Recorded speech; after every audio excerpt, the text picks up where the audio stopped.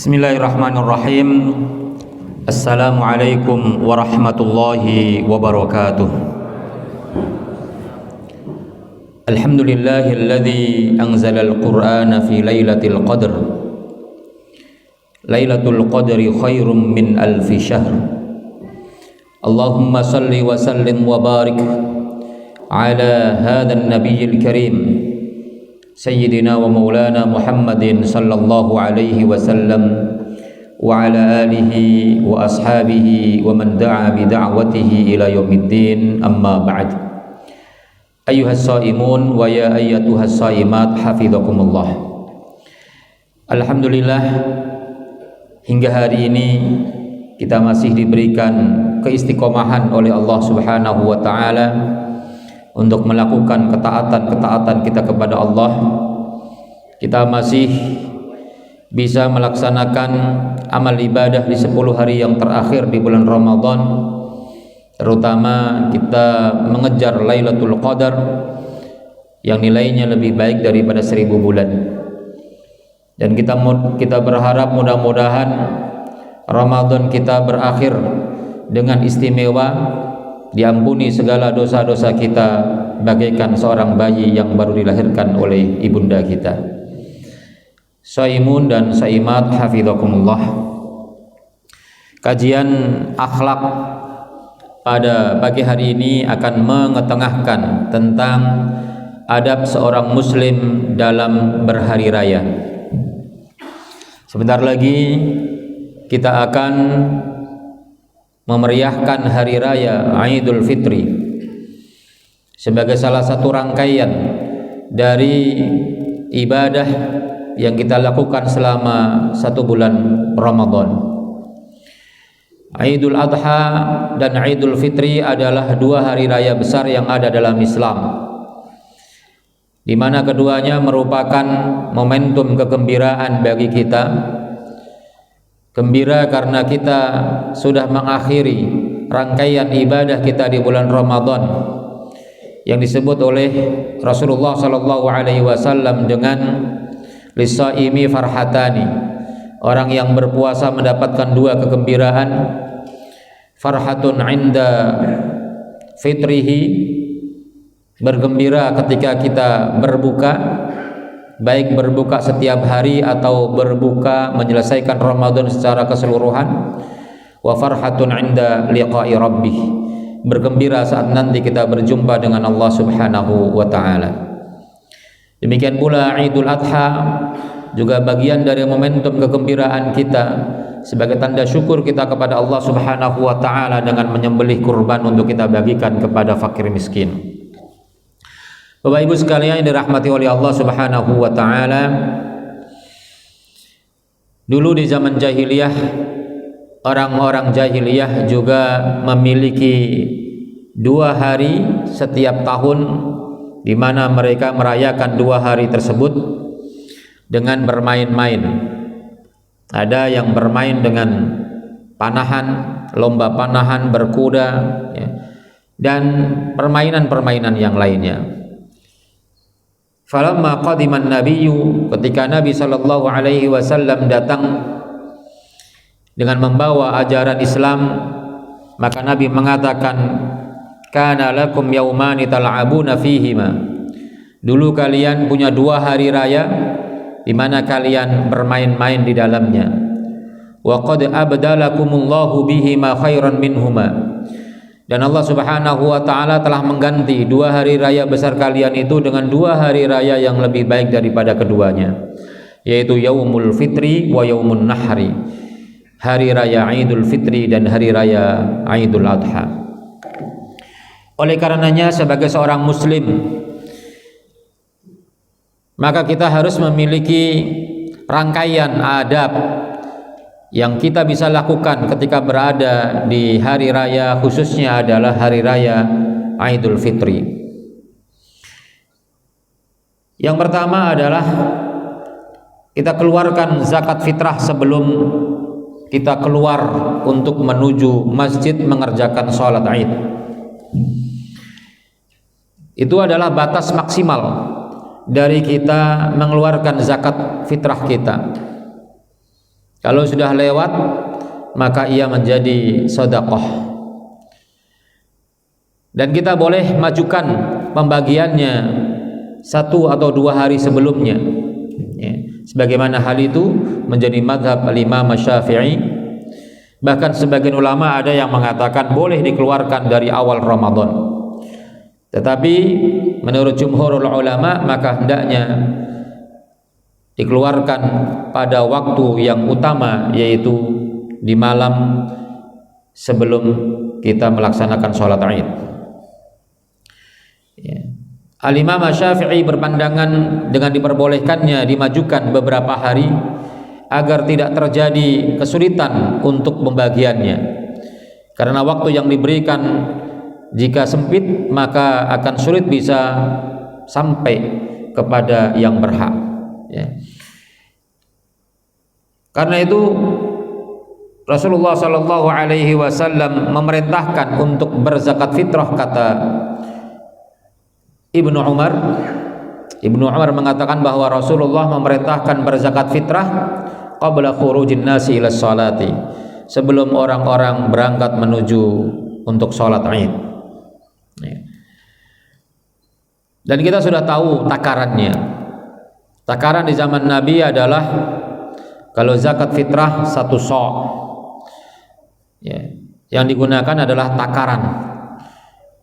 Lalu ketika ditimbang maka para ulama kemudian berbeda. Ada yang mengatakan 2,2 kilo paling kecil, ada yang mengatakan 2,5, dan ini yang paling banyak. Ada yang mencari timbangan yang paling aman yaitu 2,7 kilo, ya kan?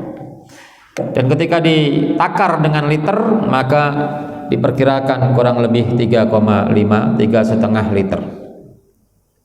Diwajibkan kepada setiap kaum muslimin untuk dirinya dan orang-orang yang dinafkahinya, untuk istrinya dan anak-anaknya, ya. Syaratnya adalah ketika ia, atau nisabnya adalah ketika ia memiliki kemampuan untuk mengeluarkan zakat pada hari di mana dia memiliki kelebihan untuk makan dirinya dan keluarganya di hari tersebut, sehingga nisabnya sangat ringan. Kalau kita punya makanan atau punya harta di hari raya tanggal 1 Syawal, ya, untuk mencukupi makan pada hari itu pagi, siang, dan sore untuk diri kita dan keluarga kita, lalu ada kelebihannya dan kelebihannya itu bisa digunakan untuk berzakat, maka itu sudah wajib, ya kan? Sehingga bisa jadi orang-orang yang dikategorikan miskin, fuqara, dan berhak untuk mendapatkan zakat fitrah, maka mereka pun juga wajib mengeluarkan zakat fitrah, ya. Karena dengan nisab seperti itu kita akan sulit untuk mendapatkan fakir miskin yang tidak ada kewajiban zakat fitrah, yang tidak punya makan sama sekali di hari tersebut. Sangat sulit untuk mendapatkannya. Sehingga kriteria fakir miskin adalah mengikuti kriteria yang disampaikan oleh pemerintah setempat, atau, ya, menurut umumnya kriteria itu boleh disematkan kepada orang yang fakir dan miskin, ya. Kemudian disunnahkan kita untuk mandi sebelum berangkat ke masjid atau ke musalla. Musalla yang dimaksud adalah tempat untuk mengerjakan sholat Id berupa lapangan yang luas, ya. Maka disunnahkan kita untuk mandi terlebih dahulu, seperti, ya, mandi wajib. Hanya hukumnya adalah sunnah, ya kan? Dan juga membersihkan badan dan memberikan wewangian, pakai wangi-wangian, ya kan? Hal ini sebagaimana yang dikatakan oleh Ibnu Umar, atau diriwayatkan dari Ibnu Umar, kana yaghtasilu yaumal fitri qabla an yaghduwa ilal musalla. Wa beliau mandi terlebih dahulu pada hari raya Idul Fitri sebelum berangkat ke musalla. Jadi musalla yang dimaksud dalam fikih adalah tempat yang digunakan untuk mengerjakan salat Id di lapangan yang luas, ya. Kemudian juga diriwayatkan dari Sa'id ibnul Musayyib, seorang tabi'in, beliau mengatakan sunnatul fitri thalath. sunnahnya Idul Fitri itu ada 3. Pertama, al-masyu ilal musalla, berjalan ke tempat sholat. Yang kedua, wal aklu qabla al-khuruji, dan makan sebelum berangkat, makan terlebih dahulu, wal iktisalu, dan mandi. Kemudian berikutnya adalah hendaknya memakai pakaian yang terbaik. Pakaian yang paling bagus yang kita miliki, hendaknya itu yang kita gunakan untuk melaksanakan sholat.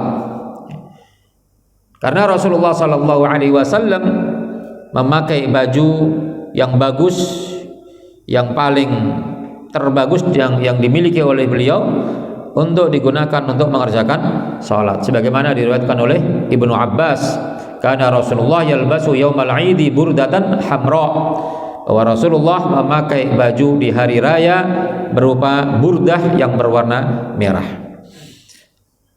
Dan ini mungkin menjadi alasan bagi kita kenapa ketika lebaran kita membeli baju, karena tentu baju yang paling bagus adalah baju yang baru. Baju yang lama mungkin ada yang masih bagus, tapi kalau sudah terlalu lama, bertahun-tahun, tentu sudah mulai lusuh, ya kan?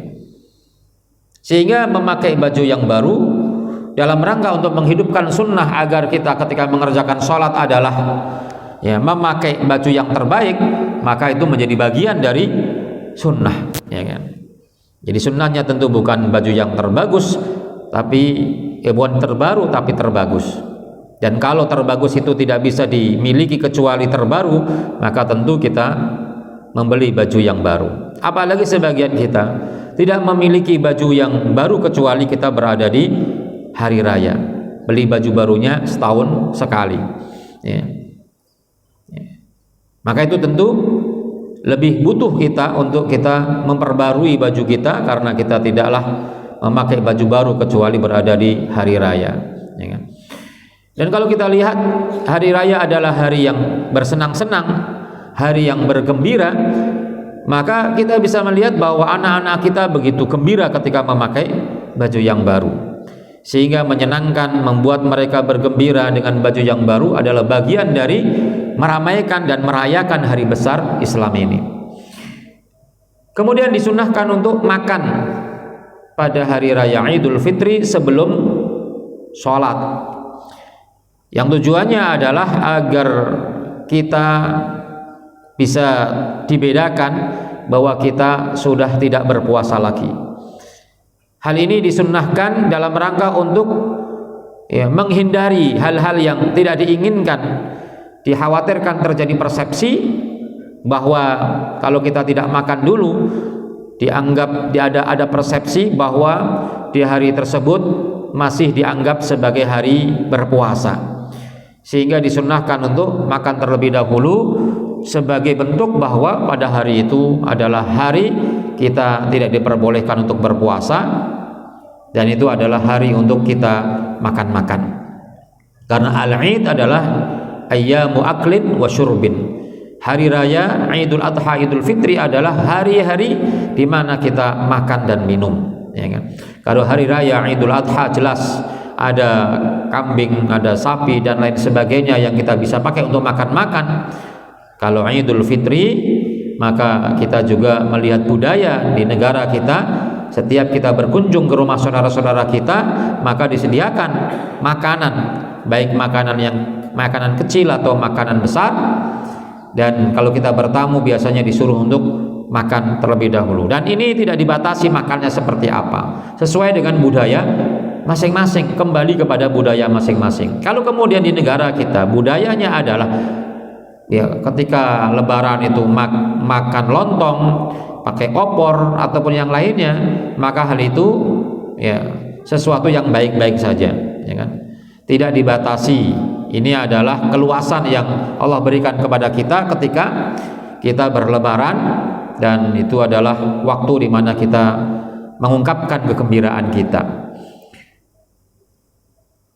Kemudian dalam hadis diriwayatkan oleh Ibnul Musayyib, beliau mengatakan kanal muslimun, dulu orang-orang Islam yaitu para sahabat, yaquluna yaumal fitri qabla shalah, mereka makan ya pada hari raya Idul Fitri sebelum mengerjakan salat, wala yaf'aluna dzalika yauman nahri, dan mereka tidak melakukan hal itu ya pada hari raya Idul Adha.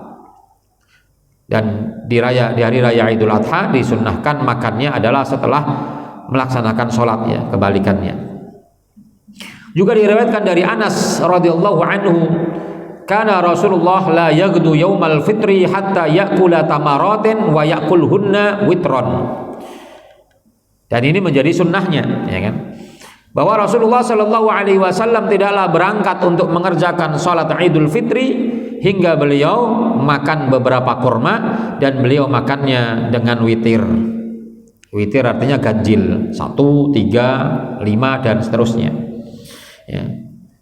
Sama dengan ketika kita buka. Ketika kita buka boleh makan apa saja, tapi disunnahkan untuk makan kurma. Disediakan kurma dan disunnahkan yang ganjil.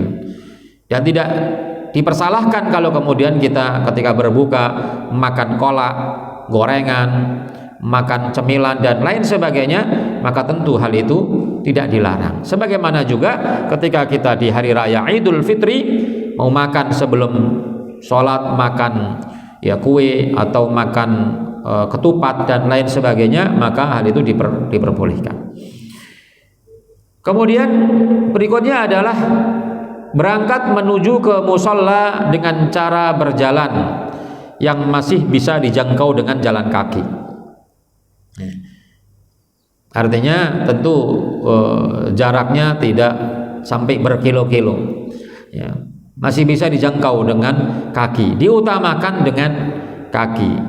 Karena apa? Karena berjalan kaki selain tentu menyehatkan kita, juga memiliki keutamaan. Keutamaannya adalah bahwa orang yang keluar dari rumahnya dalam keadaan bersuci menuju ke masjid untuk mengerjakan sholat atau tempat dikerjakannya sholat, maka setiap langkahnya akan diberikan pahala oleh Allah Subhanahu wa ta'ala. Bagaimana pahalanya? Pahalanya adalah akan diberikan kebaikan sejumlah langkahnya, dihapuskan dosa-dosanya sejumlah langkahnya, dan diangkat derajatnya sejumlah langkahnya. Sehingga semakin jauh maka semakin banyak pahalanya, ya kan? Ya. Bukan berarti kemudian menaiki kendaraan tidak boleh, ya kan? Tentu diperbolehkan, tetapi tidak mendapatkan kesunahan untuk berjalan kaki, ya kan? Hal ini sebagaimana disebutkan oleh Sayyidina Ali radhiyallahu anhu, beliau katakan minas sunnati, di antara perbuatan yang sunnah adalah antakhruja ilal idi masyian, engkau keluar untuk mengerjakan sholat id dengan cara berjalan kaki. Wa antakula syai'an qabla an takhruj, dan kemudian kau makan sesuatu sebelum keluar rumah. Kemudian berikutnya adalah mengerjakan sholat id, ya kan? Di mana para ulama tentu bersepakat bahwa sholat id ini boleh dikerjakan di masjid, boleh dikerjakan di lapangan. Yang berbeda adalah mana yang lebih utama. Jadi sepakat dulu boleh di masjid, boleh di lapangan. Tetapi mana yang paling utama, di sini para ulama berbeda pendapat. Sebagian ulama mengatakan bahwa mengerjakan sholat id di masjid lebih utama, ya, lebih utama, karena masjid adalah tempat yang paling dicintai oleh Allah Subhanahu wa ta'ala. Dan alasan dulu Nabi mengerjakan sholat id di lapangan bukan karena lapangan lebih baik, bukan karena lapangan itu memang tempat untuk sholat id, tetapi karena masjidnya tidak mampu menampung jamaah sholat. Masjid di zaman Nabi tidak besar, ya, kecil. Memang ada beberapa masjid yang ada di sekitar, ya kan? Sampai sekarang juga ada namanya Masjid Fatimah, ya kan? Atau masjid-masjid yang lainnya. Tetapi kalau sholat id, maka satu kota Madinah itu sholat di satu tempat. Maka tentu masjid di zaman Nabi tidak muat. Dan karena harus mengajak serta anak-anak dan para wanita sekalipun mereka adalah sedang haid, sedang berhadas besar, maka tentu di masjid kurang tepat, sehingga dipilihlah lapangan. Jadi dipilihnya lapangan untuk mengerjakan sholat Id itu ada konsiderannya. Masjidnya kecil, tidak mampu menampung, ya, karena masjid tersebut tuh dikelilingi dengan rumah-rumah, ya. Rumahnya Nabi nempel dengan masjid. Kalau kita lihat misalnya di Masjid Nabawi itu ada, ya, pintu fulan dan pintu Abu Bakar, ya kan? Itu adalah tempat di mana jalur di mana Abu Bakar menyambungkan, bersambung antara rumah beliau dengan Masjid Nabawi. Jadi ketika masuk Masjid Nabawi, beliau selalu melalui pintu tersebut, sehingga sangat dekat dengan permukiman. Nah, kemudian diambillah tempat yang luas, lapang, selain mampu menampung jamaah yang banyak, juga bisa menyertakan anak-anak, ya, di mana anak-anak riang gembira dan tidak pas kalau seandainya di masjid, dan juga para wanita yang mereka tidak dibedakan apakah mereka suci atau sedang haid. Ya. Sebagian ulama mengatakan di lapangan lebih baik, ya kan? Di lapangan lebih baik, walaupun masjidnya mampu menampung, ya kan? Walaupun masjidnya mampu menampung. Ya. Kenapa? Karena Nabi melakukan hal tersebut. Jadi alasannya adalah karena Nabi tidaklah mengerjakan sholat Id kecuali di musola, di lapangan yang luas, kecuali kalau terjadi hujan, barulah kemudian pindah ke masjid. Ini perbedaan ulama seputar tempat untuk mengerjakan sholat Id, di mana yang lebih utama. Nah, kemudian alasan memilih musola, tempat lapangan untuk sholat itu tidak lagi kemudian menjadi perhatian bagi kita. Kadangkala kita memilih lapangan untuk mengerjakan sholat Id sementara masjidnya mampu menampung. Ya, kalau seandainya tidak tertampung semuanya, bisa ada luberannya baru ke lapangan. Juga tidak lagi kemudian melibatkan para wanita. Tetap saja wanita yang sedang haid, yang sedang nifas tidak ikut serta ke masjid. Padahal pada saat itu alasan kenapa di lapangan adalah menyertakan para wanita, ya kan?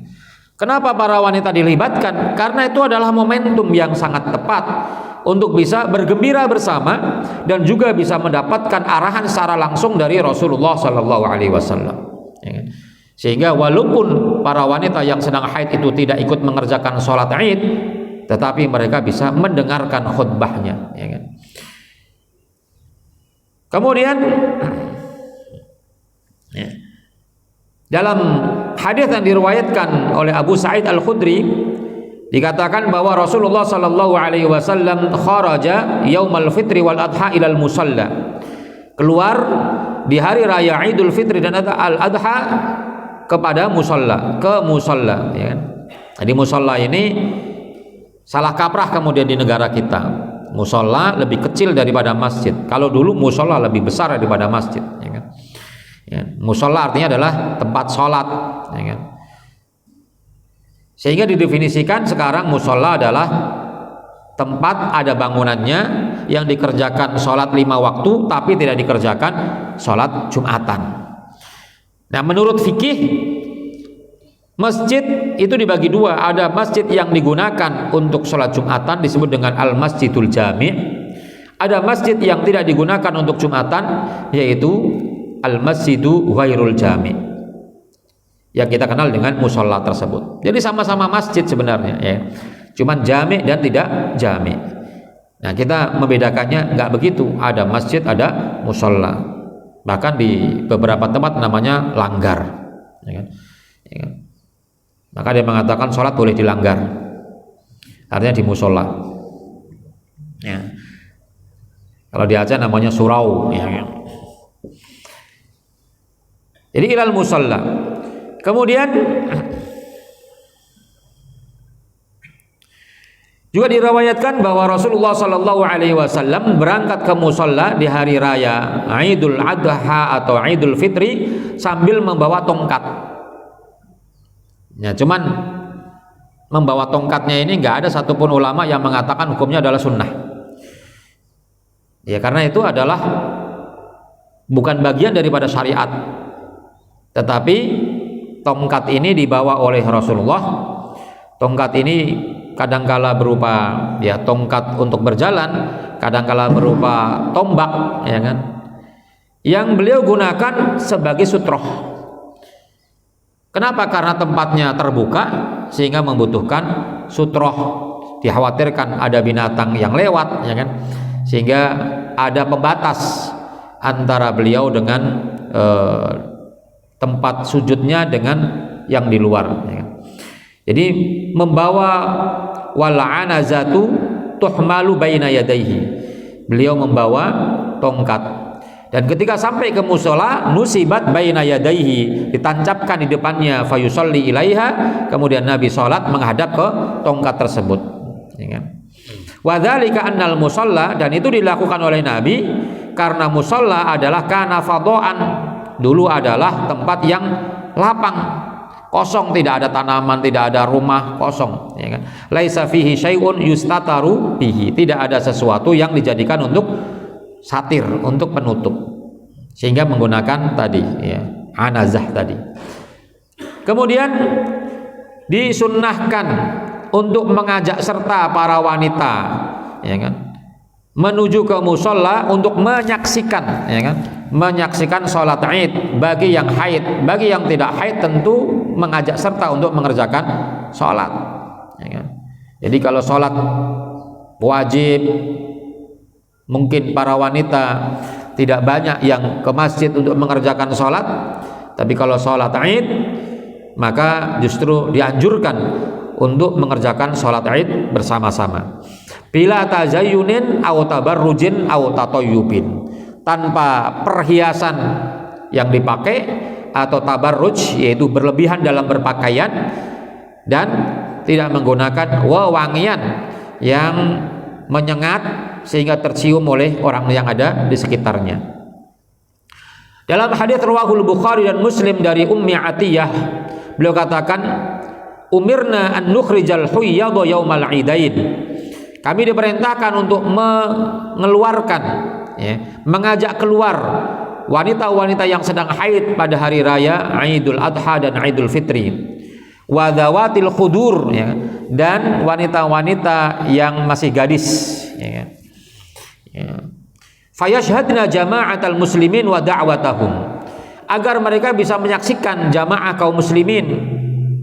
Ya, ini dalam rangka untuk menumbuhkan izzah kaum muslimin, melihat bagaimana kaum muslimin melaksanakan sholat Id dengan jumlah yang banyak, dengan takbir berkumandang, maka akan membawa jiwa kita, ya, memiliki kebanggaan terhadap Islam, ya kan? Wa da'watahum, dan menyaksikan doa mereka. Wa ya'tazilul huyyadu an musallahunna, sedangkan wanita-wanita yang sedang haid, ya, memisahkan diri dari musola mereka. Lalu ada seorang wanita bertanya kepada Rasulullah, ya Rasulullah, ihdana laisa laha jilbabun. Ya Rasulullah, ada wanita di antara kami yang tidak memiliki jilbab untuk menutupi aurat, ya kan? Qala, maka Nabi mengatakan, litul bisaha sahibatuha min jilbabiha, hendaknya ada temannya, teman wanitanya yang memakaikan jilbab kepadanya, ya kan? Artinya bisa pinjam, ya, jilbab kepadanya, atau bisa juga kalau dalam kalimat ini menunjukkan bahwa, ya, dia ditutupi dengan jilbab yang ada. Artinya jilbab satu dipakai untuk menutupi kepala orang yang terbuka, kepalanya ditutupi dengan jilbab yang dipakai oleh seorang wanita, ya kan? Nah, ini menunjukkan betapa pentingnya kehadiran para wanita tersebut, karena sampai harus menggunakan jilbab orang untuk bisa keluar menyaksikan sholat Id. Kemudian laisa li sholatil idain sunnah qabliyah wala ba'diyah. Dalam sholat Id tidak ada sunnah qabliyah dan sunnah ba'diyah. Karena sholat Id sendiri itu juga adalah hukumnya sunnah. Ya, yang ada ba'diyah dan qobliyah adalah sholat wajib. Itu pun juga tidak semua ada ba'diyahnya. Sholat asar, sholat subuh tidak ada ba'diyahnya. Jadi sholat id tidak ada qobliyah, tidak ada ba'diyah. Sehingga kalau kita datang untuk mengerjakan sholat id, andaikan kemudian kita sholat 2 rakaat, maka itu bukan sholat qobliyah, tapi itu adalah sholat, misalnya kalau di masjid adalah sholat tahiyatul masjid, atau kalau saatnya di lapangan adalah sholat duha, ya kan? Ya. Tetapi biasanya sholat id itu tidak jauh dari matahari terbit, sehingga sholat duhanya jangan terlalu mepet waktunya, sebaiknya tidak dilakukan sebelum sholat agar tidak dianggap sebagai qobliyah sholat id. Kerjakan sholat duha setelah itu. Ya. Dalam hadis yang diriwayatkan oleh Ibnu Abbas, beliau katakan bahwa Rasulullah sallallahu alaihi wasallam kharaja yauma adha aw fitrin, keluar untuk mengerjakan salat Idul Adha dan salat Idul Fitri. Fa shalla raka'ataini, beliau salat 2 rakaat, lam yusalli qablahuma wala ba'dahuma, beliau tidak salat sebelumnya dan setelahnya. Tsumma atan nisaa, kemudian mendatangi para wanita, wa ma'ahu Bilalun, bersama dengan Bilal, fa amarahun nabis shadaqati, Nabi kemudian memerintahkan kepada mereka untuk bersedekah. Ini budaya yang mulai hilang. Di hari raya bersedekah. Mungkin namanya beda. Kalau sekarang ada namanya, kalau apa istilahnya, angpau, ya kan? Jadi amplop yang dibagikan. Maka niatkan itu adalah sedekah. Jadi tidak hanya sekedar bagi-bagi uang, tapi diniatkan itu adalah sedekah. Dulu ketika kita masih kecil ya, di kampung-kampung itu ada budaya anak-anak kecil datang ke rumah-rumah tetangganya membawa piring atau membawa baskom untuk meminta nasi beserta lauknya kepada tetangga-tetangga. Itu anak-anak kecil begitu. Kemudian orang sudah tahu kalau anak ini datang, dia minta makanan, minta nasi, dan dibagi. Nasi ada lauknya, dan ya, itu muter di tetangga-tetangga dekat. Nah, itu bagian dari sunnah. Nah, ini tidak apa namanya, tidak berjalan seperti itu. Yang ada tadi bagi-bagi uang, itu pun juga tidak semuanya. Jadi tidak dilarang dan tidak menjadi sesuatu yang menyimpang dalam Islam ketika kemudian pada saat berlebaran, bersalam-salaman, saling memaafkan, kemudian kita bagi-bagi, ya kan, uang kepada anak-anak, ya, karena itu adalah diperintahkan oleh Nabi untuk bersedekah. Dan yang paling banyak bersedekah adalah para wanita, karena itu Nabi yang didatangi adalah para wanita, ya. Tasaddaqu kata Nabi, sedekahlah. Dan yang paling banyak menyambut perintah Nabi itu adalah para wanita.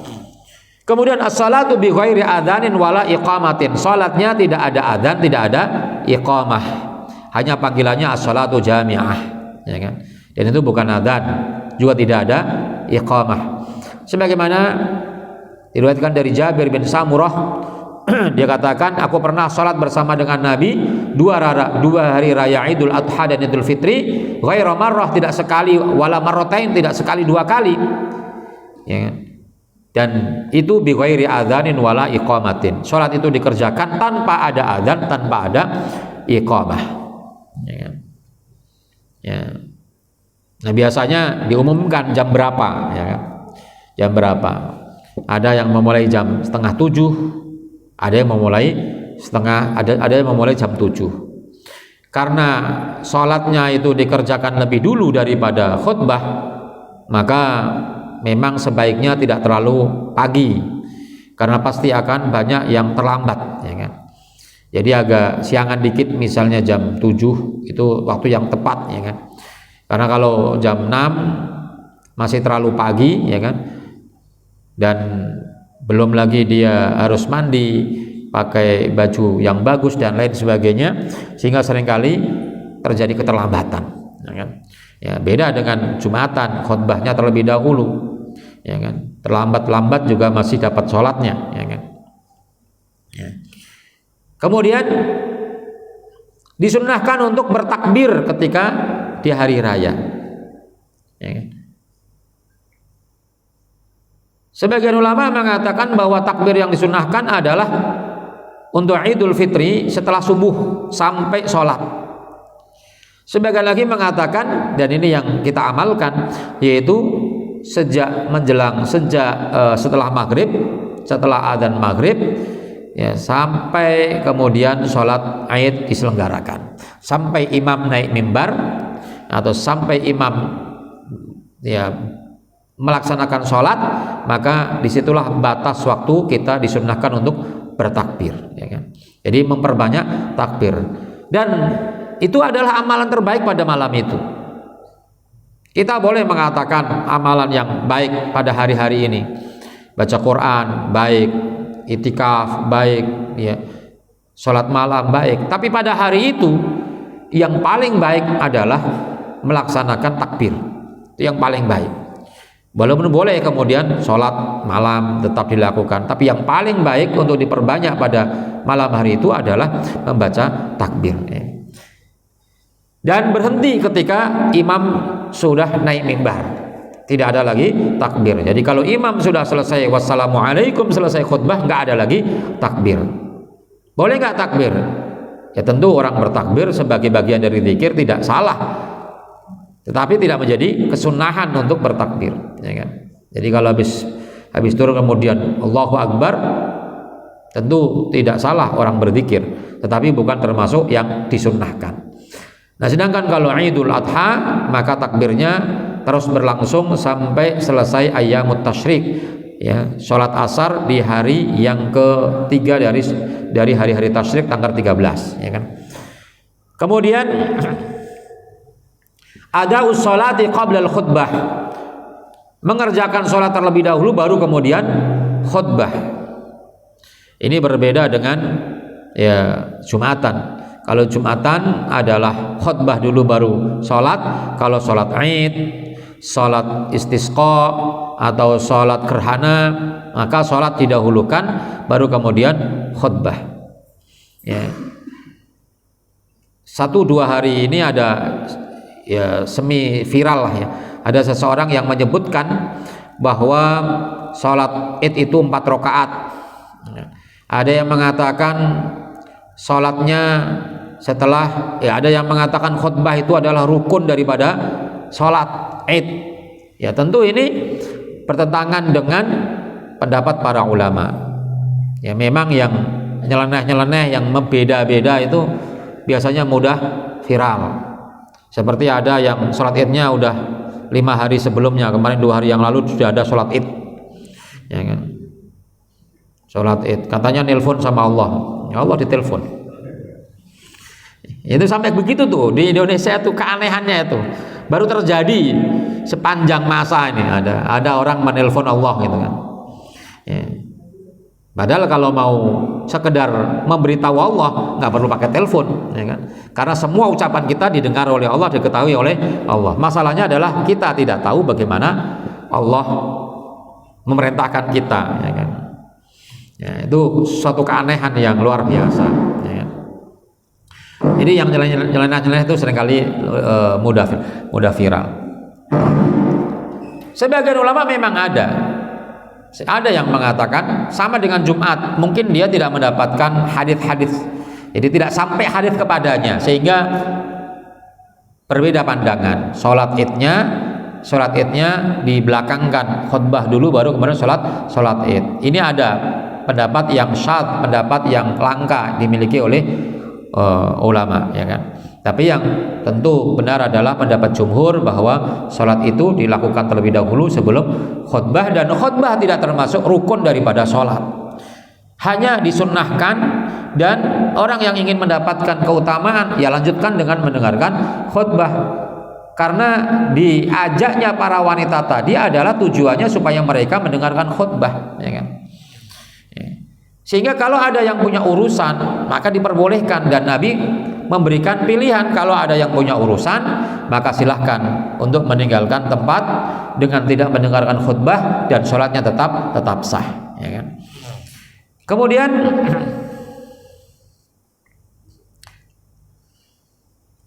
Al-aklu wasyurbu fi yaumil 'id. Di hari Id itu adalah hari makan dan minum. Artinya memang tidak ada puasa, bahkan diharamkan untuk berpuasa. Hari di mana itu adalah hari makan dan minum. Dan yang berbeda adalah kalau kita cari makan, maka kita nyari di warung dan harus bayar. Kan hari kuliner begitu tuh. Itu kita datang ke warung-warung untuk cari makanan dan bayar. Kalau hari raya Idul Adha, Idul Fitri atau Idul Fitri khususnya, maka makan dan minum ini bisa dengan mudah kita lakukan tanpa harus ke warung, karena warung-warung juga tutup, ya kan? Orang pada mudik. Ya. Kita bisa datang ke rumah saudara kita, berkunjung ke rumah saudara kita, bersilaturahim dengan saudara-saudara kita, kemudian mereka menyediakan makanan. Maka Nabi mengatakan bahwa wahia ayyamu aklin wa syurbin. Hari raya itu adalah hari-hari untuk makan dan minum. Kemudian disunnahkan untuk mukhalafatut thoriq, berjalan dengan jalan yang berbeda antara berangkat dan pulang. Tidak menggunakan jalan yang sama.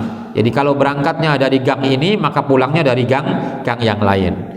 Kata Abu Hurairah, kana Nabiyyu idza kana yaumul 'idin khalafat thoriq. Adalah Rasulullah ketika berada di hari Id untuk mengerjakan salat, maka beliau khalafa at-thoriq, menempuh perjalanan, menempuh jalan yang berbeda ya antara pulang dan berangkatnya.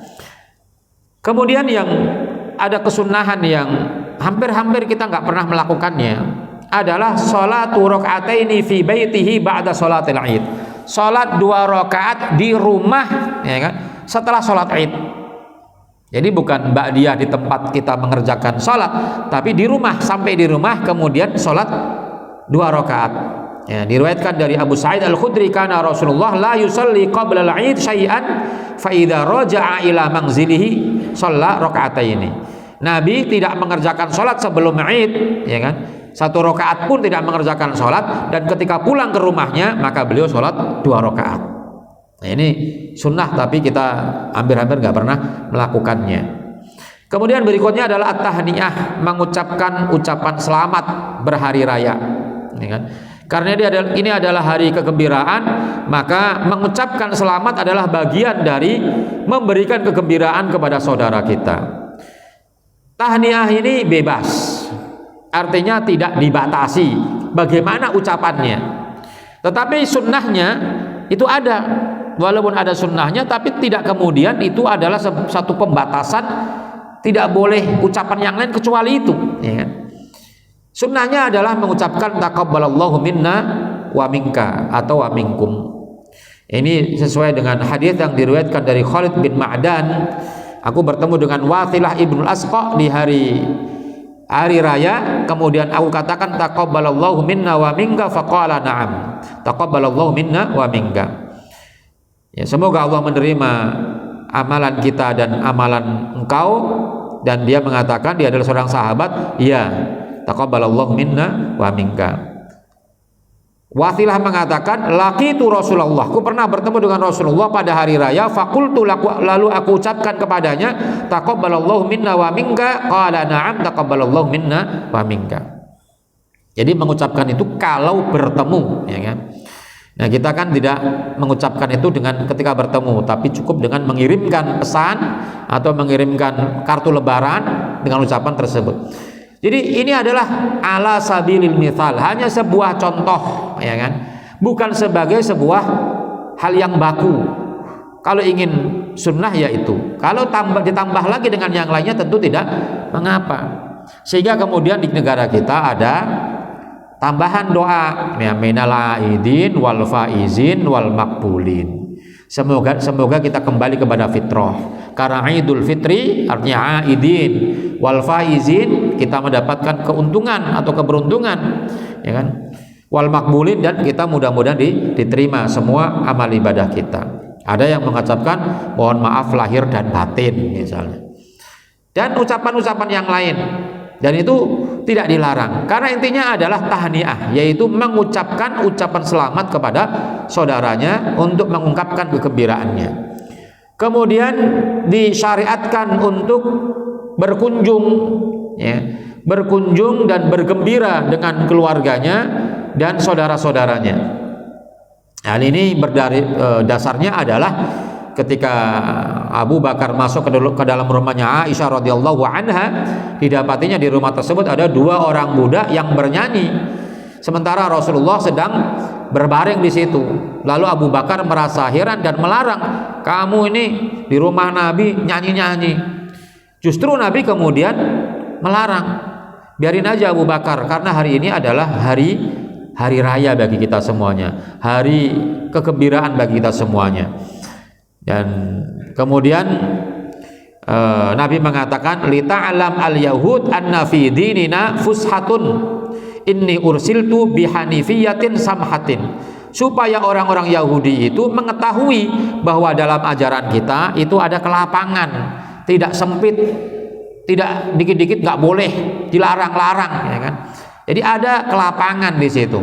Karena sesungguhnya aku diutus itu dengan membawa ajaran yang lurus dan bertoleransi, ya, bertoleransi dan memberikan toleransi kepada orang yang untuk bersenang-senang di situ. Kemudian yang terakhir adalah tadi sudah kita singgung, istihbabul iktsar minas shadaqati yaumil Aid, disunnahkan memperbanyak sedekah pada hari raya Aid. Ya, yang tadi kita sebutkan dalilnya sudah kita sebutkan. Saya kira ini yang saya sampaikan. Ya, mudah-mudahan bermanfaat dan mudah-mudahan bisa kita jalankan segala adab dalam hari raya ini agar kita mendapatkan kesunahan dari Rasulullah SAW. Kita kembalikan ke pembawa acara. Terima kasih Pak Ustaz. Yang berikutnya kepada kita yaitu terkait dengan adat sholat Idul Fitri dari asal itu. Jadi sudah mungkin semua tadi. Tadinya saya ada beberapa yang bertanya tapi sudah dijawab semua. Baik, pada kesempatan ini kami silakan pada jemaah yang masih belum lengkap untuk menyampaikan pertanyaan. Ada 2, Pak Sujani dan Mbak Beni. Mana dulu Bapak ini?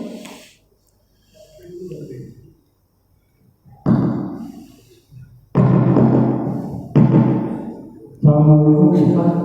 Saya mau tanya Idul Fitri kembali kepada ini sekarang yang disebut Id Mubarak itu perbedaannya apa Ustaz? Begitu, terima kasih.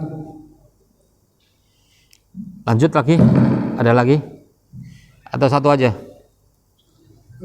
Tadi apa yang Ya, Id Mubarak artinya hari raya yang diberkahi. Mubarak itu artinya yang diberkahi. Ini juga bagian dari ucapan tahniah ya kepada orang yang berlebaran, dan itu tidak dilarang, diperbolehkan mengucapkan hal tersebut.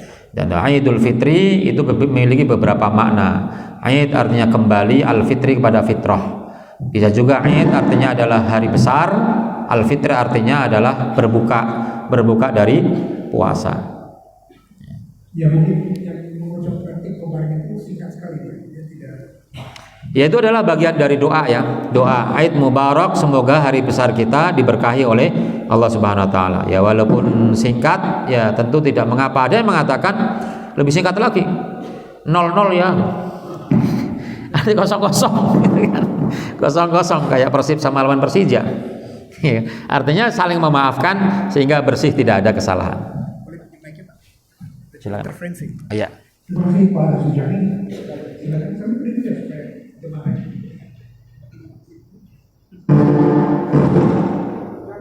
Assalamualaikum warahmatullahi wabarakatuh. Waalaikumsalam warahmatullahi wabarakatuh. Ustaz, kadang-kadang pada hari raya kita mendapat kata selamat dari yang bukan Islam. Lalu kita menggunakan mohon maaf lahir batin. Jadi saya ada kalau menganggap ini, mohon menjelaskan Ustaz.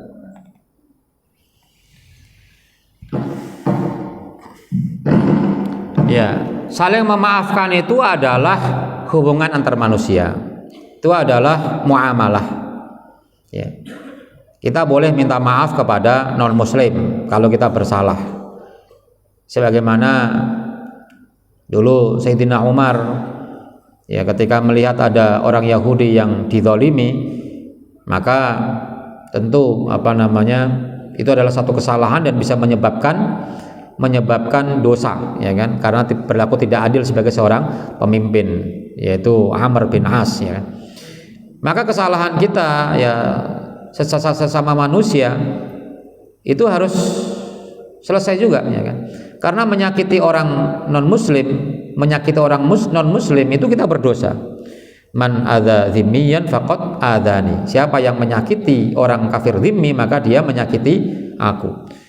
Nah, bagaimana kalau kemudian kita bersalah kepada mereka? Ya tentu minta maaf kalau kita bersalah. Begitu pula sebaliknya, kalau dia minta maaf, ya dimaafin, ya kan? Kapan minta maaf? Ya kapan saja. Sama dengan kita minta maaf, ya kapan saja. Tapi momentumnya adalah hari raya ini tepat untuk saling bermaafan, ya kan? Ya, kenapa tepat? Karena kita sudah membersihkan dosa kita kepada Allah di bulan Ramadan, maka giliran Lebaran kita meminta maaf dari dosa kita kepada manusia. Dan dosa kepada manusia itu tidak akan terhapus kecuali kita dimaafkan oleh orang yang kita dolimi. Baik, masih ada. Ya, kita beruntung Bapak dan Ibu, masjid kita dekat-dekat dengan halaman yang luas, memiliki halaman yang luas, sehingga kita bisa sholat di luar. Dan ada beberapa jemaah ibu-ibu di Selasar, jadi sangat beruntung sekali dibandingkan dengan yang memiliki masjid tapi ada penduduk yang tidak ada lapangan. Masih ada lagi pertanyaan? Mungkin dari saya Ustaz. Tadi disampaikan bahwa takbir pada saat sholat Idul Fitri selesai setelah sesaat imam naik mimbar. Namun setelah imam selesai ada misalkan sambutan atau MC atau yang khutbah itu melantunkan takbir. Itu apakah boleh? Padahal sudah naik. Imam sudah naik. Ya. Ya, biasanya MC itu sebelum khotib naik mimbar. Jadi pengumuman ya zakatnya dapat berapa, rangkaian ibadah Ramadan seperti apa, selesai baru kemudian sholat, baru kemudian naik mimbar. Biasanya begitu. Kalau MC berbicara khotib sudah ada di mimbar, rasanya tidak ada ya. Mungkin ada MC setelah selesai, mungkin ada ya. Mungkin setelah selesai Id, kemudian MC masih berbicara dan melantunkan. Tidak disunahkan untuk bertakbir di waktu tersebut karena masanya sudah selesai. Tetapi itu masuk dalam kategori bertakbir berupa zikir secara umum, tidak berkaitan dengan sholat Id. Ya. Sebagaimana kita boleh membaca zikir-zikir yang lainnya, kita juga boleh membaca takbir. Ya, gitu, Pak. Oleh kalau khotib itu disunahkan dulu. Khotibnya itu disunahkan kalau khutbahnya ada 2 kali. Menurut mazhab Syafi'i itu untuk khutbah itu membaca 9 kali takbir, ya kan? Di Allahu Akbar, Allahu Akbar, Allahu Akbar, Allahu Akbar, Allahu Akbar, Allahu Akbar, Allah 9 kali, ya kan? Kemudian di khutbah yang kedua itu juga disunahkan untuk membaca takbir, ya kan? Berapa? Lupa saya ada berapa kali kalau khutbah kedua, tapi khutbahnya yang pertama itu 9 kali. Juga ketika mengerjakan sholat juga bertakbir, ya bertakbir 7 kali ketika rakaat pertama dan 5 kali ketika rakaat yang kedua. Ini adalah takbir dalam sholat. Ya. Takbir yang dimaksud dengan sunnah takbir tadi adalah takbir yang dikumandangkan secara umum untuk semua orang, ya kan? Dan itu ketika mereka tidak dalam keadaan sholat, mereka boleh sambil berbicara, tidak dalam keadaan sholat. Jadi mereka berangkat ke masjid untuk tetap disunahkan membaca takbir. Jadi berangkat ke masjidnya itu tidak diam atau sambil ngobrol, tapi disunahkan untuk membaca takbir. Jadi kalau imamnya baca takbir memang sunahnya seperti itu, ya kan? Dan makmum juga mengikutinya. Tapi itu adalah takbir sholat, bukan takbir Id, ya kan? Baiklah, karena waktu sudah tiba, mungkin kami mohon perkenan Pak Ustaz memberikan doa kepada kita di akhir atau di penghujung Ramadan ini. A'udzu billahi minasyaitonir rajim. Bismillahirrahmanirrahim. Alhamdulillahirabbil alamin. Hamdan na'iman hamdan yuwafi ni'amahu wa yukafi'u mazidah ya rabbana lakal hamdu kama yanbaghi li jalali wajhika wa 'azimi sultanik. Allahumma inna nas'aluka ridhaka wal jannah wa na'udzubika min sakhatika wan nar. Allahumma innaka 'afuwun tuhibbul 'afwa fa'fu 'anna. Allahumma taqabbal minna wudu'ana wa salatana wa siyamana wa qiyamana wa ruku'ana wa sujudana wa takhashu'ana wa ta'abbudana wa taftirana wa sadaqatina wa infaqana wa tilawatana wa tamim taksirana ya arhamar rahimin. Allahumma inna nas'aluka ridhaka wal jannah wa na'udzubika min sakhatika wan nar. Allahumma rabbana hab lana min azwajina wa dhurriyyatina qurrata a'yun waj'alna lil muttaqina imama. Allahumma a'idna ramadana, Allahumma a'id lana ramadana sanawatin adidah. Allahumma a'id lana ramadana sanawatin adidah. Allahumma ij'alna Allahumma ja'alna wa dhurriyyatina wa auladana min ahlil khairi wa min ahlil Qur'an wa min ahlis sunnah wa min ahlil khair. Allahumma inna nas'alukal huda wa tuqa wal afafa wal ghina. Rabbana atina fid dunya hasanah wa fil akhirati hasanah wa qina adzabannar. Walhamdulillahi rabbil alamin. Baiklah, Assalamualaikum warahmatullahi wabarakatuh. Waalaikumsalam warahmatullahi wabarakatuh.